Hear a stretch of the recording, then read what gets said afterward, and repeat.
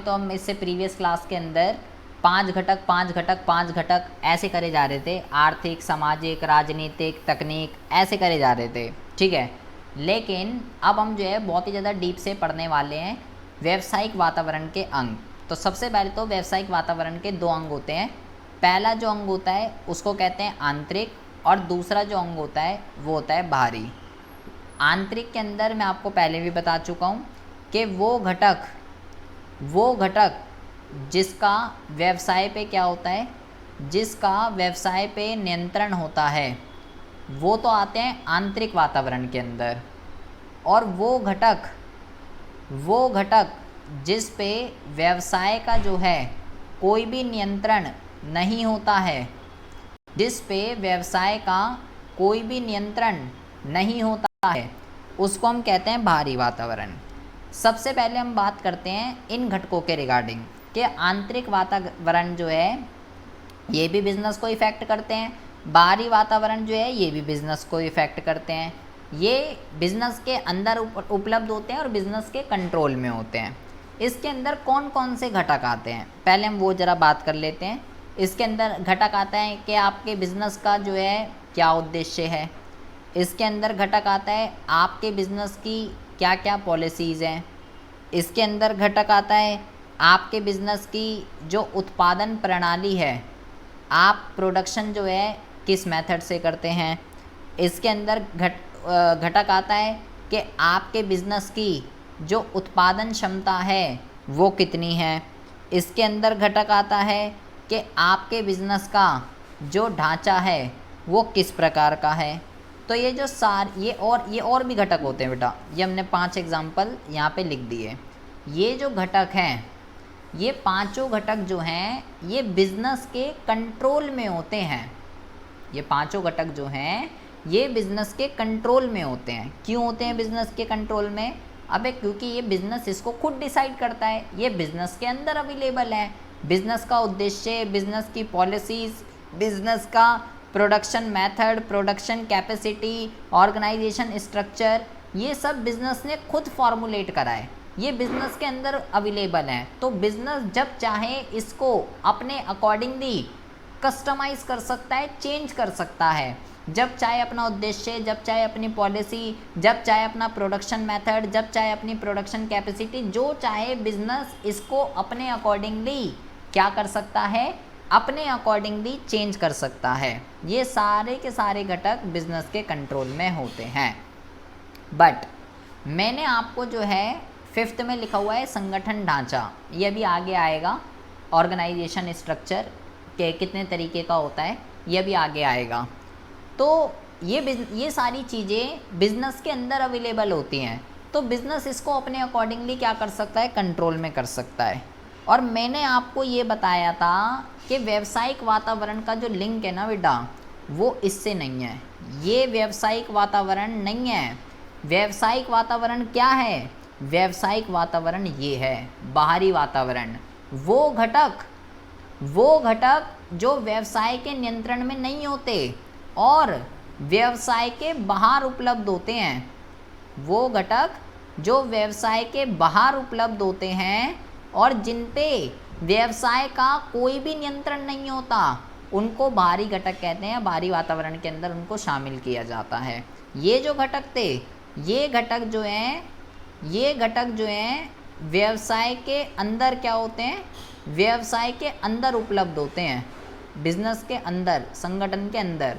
लेकिन ये अभी हम यहाँ पे जो बात करेंगे वो बिजनेस के बाहर है।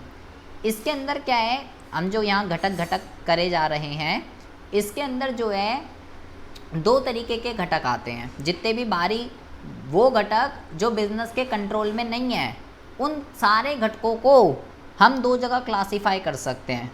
पहला जो होता है इसके अंदर, उसको हम कहते हैं सूक्ष्म वातावरण, ठीक है, या आप इसको जो है सूक्ष्म वातावरण के नाम से भी जान सकते हो, या आप इसको जो है क्या कहते हैं, क्रियात्मक वातावरण के नाम से भी जान सकते हो। सूक्ष्म या क्रियात्मक एक ही चीज़ होती है।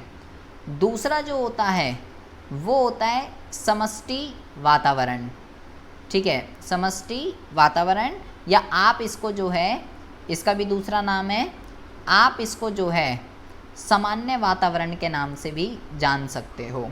ठीक है, मतलब कि बाहरी वातावरण के अंदर जितने भी घटक आते हैं वो दो कैटेगरी में जाते हैं, या तो वो जाएंगे सूक्ष्म की कैटेगरी में या वो जाएंगे समष्टि की कैटेगरी में।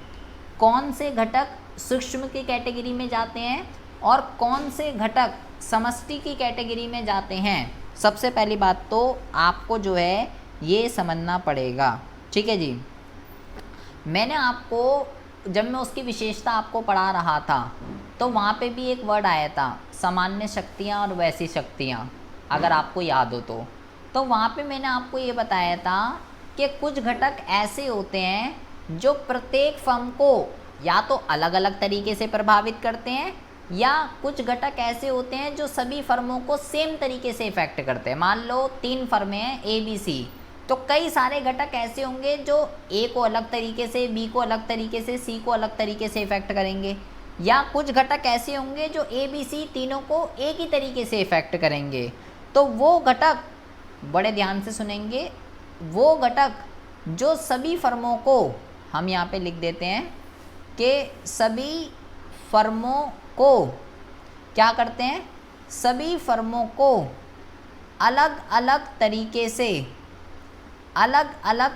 से क्या करते हैं, अलग अलग तरीके से प्रभावित करते हैं, उसको हम क्या कहते हैं, उसको हम कहते हैं सूक्ष्म वातावरण या क्रियात्मक वातावरण। अभी इसका मतलब क्या होता है कि सभी फर्मों को अलग अलग तरीके से प्रभावित करते हैं, अभी इसके बारे में हम बात करते हैं।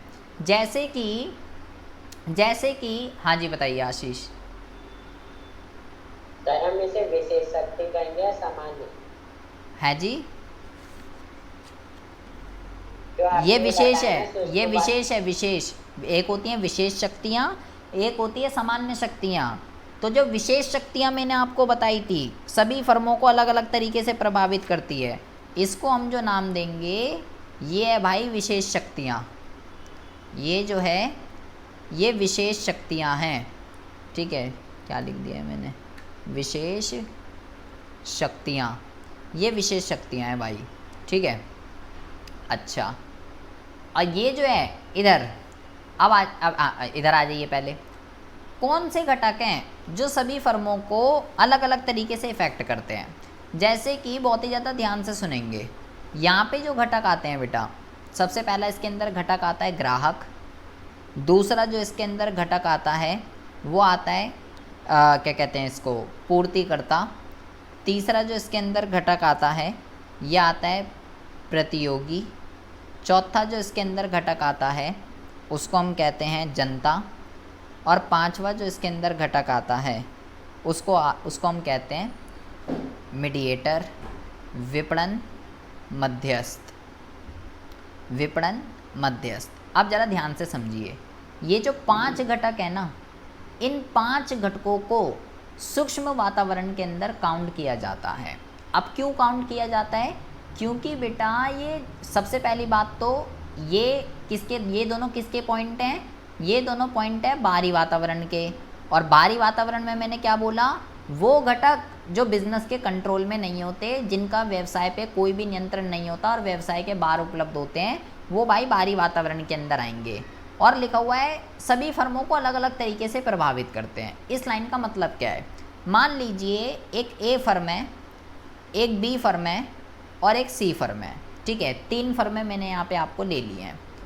आप खुद सोचिए बेटा, ए फर्म के जितने भी ग्राहक हैं, बी फर्म के जितने भी ग्राहक हैं और सी फर्म के जितने भी ग्राहक हैं, क्या सुरभि सबके ग्राहक एक ही होंगे? मतलब जो ए के ग्राहक हैं वही बी के होंगे और वही सी के होंगे?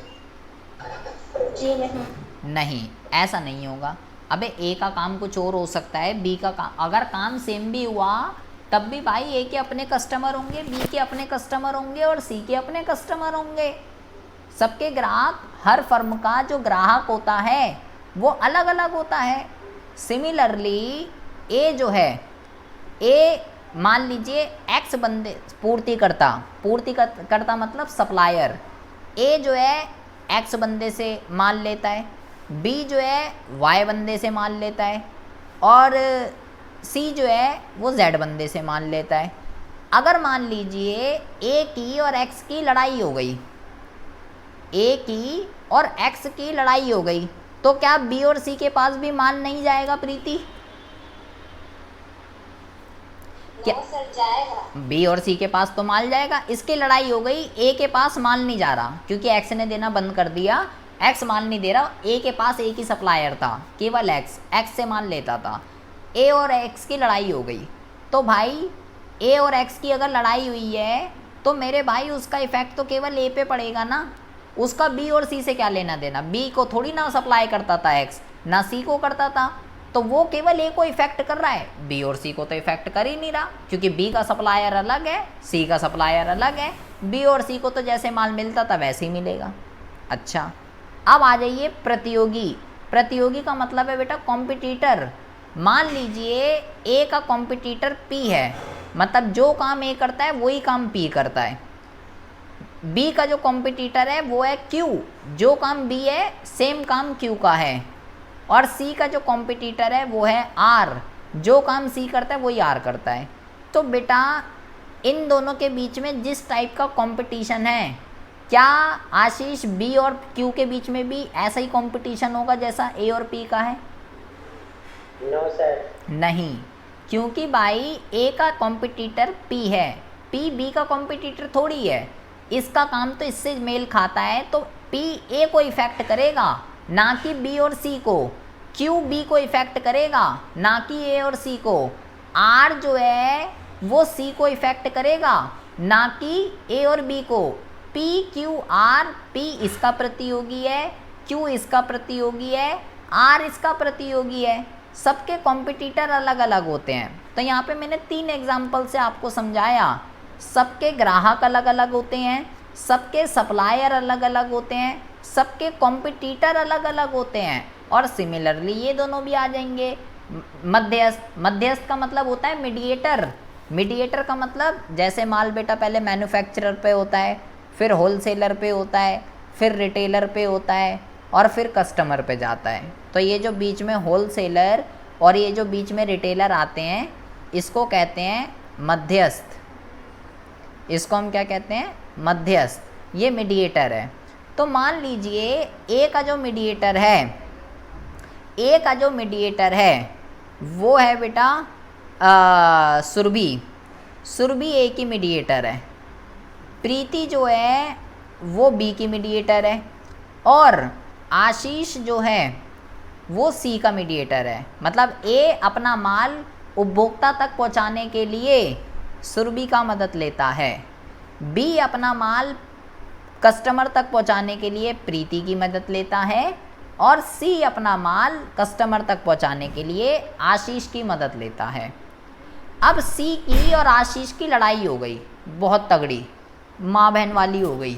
और भाई साहब क्या कहते हैं, आशीष ने जो है सर खोल दिया इसका, कह रहा है मैं नहीं लेके जाऊंगा वाले तेरा माल, अब तू माल पहुंचा के दिखा कस्टमर तक, मैं नहीं लेके जाऊंगा। तो क्या सी और आशीष की लड़ाई हो गई, तो क्या अक्षिता अब ए और बी का भी माल नहीं जाएगा? अक्षिता आवाज़ आ रही है? जी सर। हाँ, सी और आशीष की लड़ाई हो गई। आशीष सी का मीडिएटर था, सी अपना माल उपभोक्ता तक पहुंचाने के लिए आशीष की मदद लेता था कि तू मेरा माल पहुंचाइयो कस्टमर तक, लेकिन इनकी तो लड़ाई हो गई। अब सी का माल आगे नहीं जा रहा क्योंकि इसका एक ही मीडिएटर था, वो था आशीष। सी ने आशीष के साथ लड़ाई कर ली, अब सी का माल उपभोक्ताओं तक नहीं पहुंच रहा। तो क्या इसका इफेक्ट ए और बी पे भी पड़ेगा, ये मैं आपसे पूछ रहा हूँ। नहीं सर, इफेक्ट कोई नहीं पड़ेगा, ये पर इनका माल जाएगा इस पे इनका क्यों, इस पे क्यों नहीं इफेक्ट पड़ेगा? सर ये तो अपना अलग अलग बिजनेस कर रहे हैं ना, सी अपना अलग कर रहा है, बी अपना अलग कर रहा है। क्योंकि ये भी बात ठीक है, और आशीष का भाई ए और बी से कोई रिश्ता ही नहीं है। आशीष तो सी का माल लेके जाता है ना, ए का माल सुरभि लेके जाती थी, बी का माल प्रीति लेके जाती थी। तो भाई सुरभि और प्रीति तो ए और बी का माल लेके जाते हैं। आशीष का ना तो ए का कोई रिश्ता है ना बी के साथ कोई रिश्ता है। इन दोनों का माल आशीष लेके ही नहीं जाता। इसकी लड़ाई तो इसके साथ हुई है ना, तो इसका तो इनका माल जैसे जाता था वैसे जा रहा है। तो यहाँ पे मैं आपको क्या समझाना चाह रहा हूँ कि अगर सबके ग्राहक अलग अलग होते हैं, ठीक है, सबके पूर्तिकर्ता अलग अलग होते हैं, सबके कॉम्पिटिटर अलग अलग होते हैं, सबके मध्यस्थ अलग अलग होते हैं।